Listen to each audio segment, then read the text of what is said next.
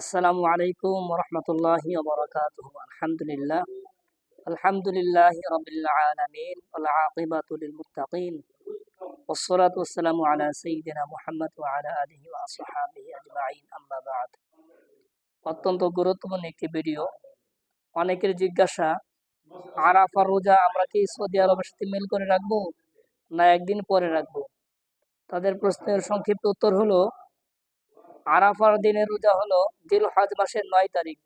যেহেতু সৌদি আরবের সাথে আমাদের দেশের সময়ের মধ্যে ব্যবধান রয়েছে, সেহেতু আমরা রোজার মধ্যেও ব্যবধান রাখবো। সেটা হলো সৌদি আরবে যেই দিন জিলহজ মাসের 9 তারিখ, আমাদের দেশে সেই দিন জিলহজ মাসের 8 তারিখ।